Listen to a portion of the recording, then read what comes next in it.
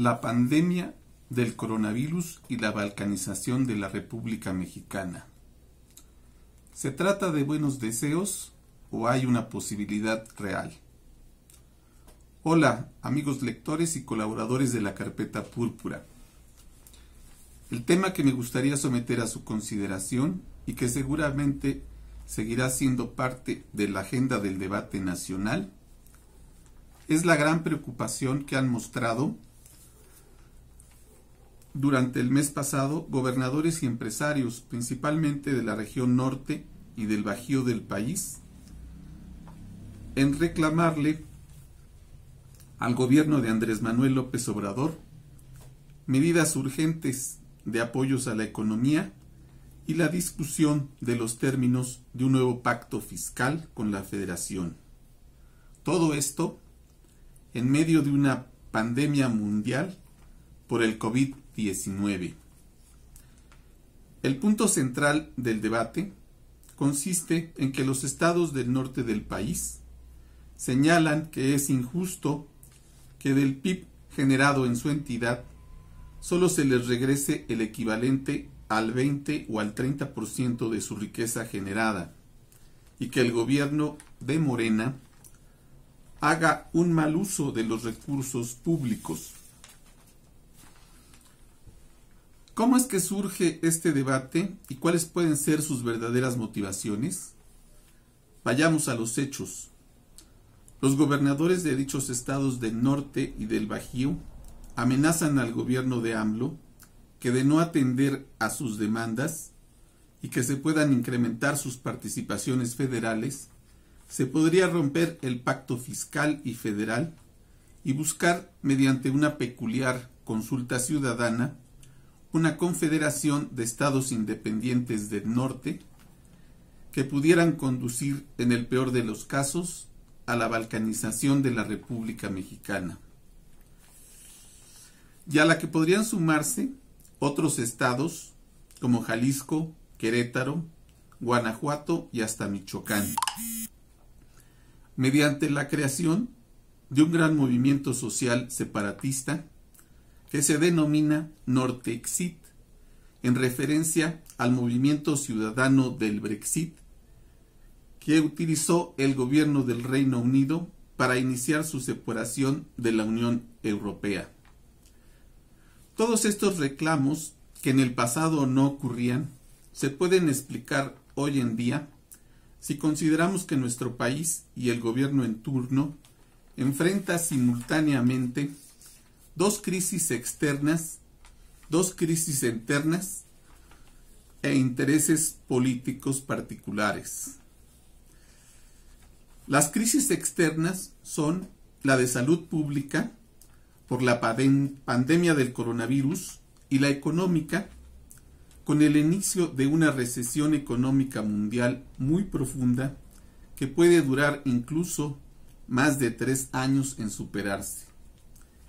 Por el lado interno, la polarización de la sociedad que se manifestó desde el inicio de este gobierno, en que un sector de la población aprueba todas las medidas del gobierno de AMLO y por la otra, otro sector de la sociedad considera que Andrés Manuel López Obrador ha sido el peor presidente de México y debe entregar su renuncia inmediata, hecho que impide llegar a acuerdos básicos.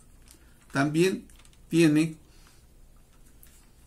que considerarse otra crisis interna no resuelta, como la inseguridad pública, en la que el crimen organizado no se ha quedado en su casa, como recomienda el subsecretario de Salud, y que se siguen produciendo los mismos hechos violentos que antes de la pandemia y un mayor número de muertos semanales que los producidos por el COVID-19.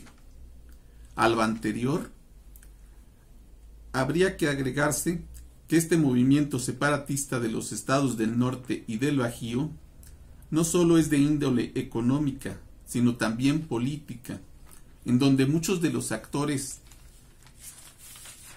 que lo encabezan, gobernadores y empresarios, tienen también aspiraciones políticas dentro y fuera de sus partidos y sus organizaciones.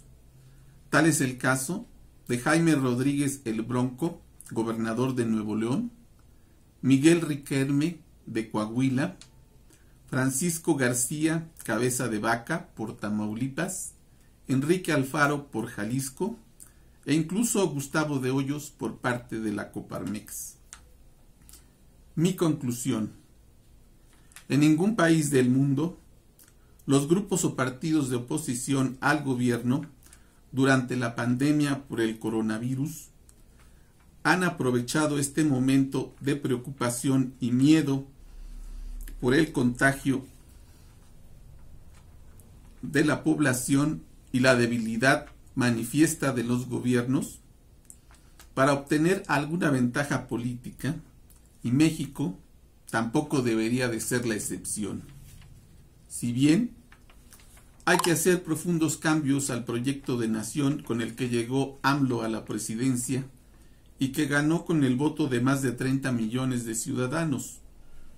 Pero bien, estos cambios deben ser pacíficos y dentro del orden constitucional, con la participación de todos los sectores de la sociedad y dentro de un gran pacto o acuerdo nacional transexenial. ¿Por qué no es viable la balcanización de México? Porque balcanizar históricamente ha significado dividir el territorio de un país en regiones más pequeñas y manipulables. ¿Manipulables por quién? Por los intereses de potencias extranjeras. Solo debemos recordar que con los movimientos de esta naturaleza, México ya perdió más de la mitad de su territorio, que hoy forma parte de los Estados Unidos y de la región de Texas. Y porque sigue siendo válida la máxima histórica y militar que dice: divide y vencerás. ¿Qué opinan, lectores de la Carpeta Púrpura, sobre estos temas? Les dejo también mi correo electrónico para escuchar sus sugerencias y opiniones: arisbook@hotmail.com. Saludos.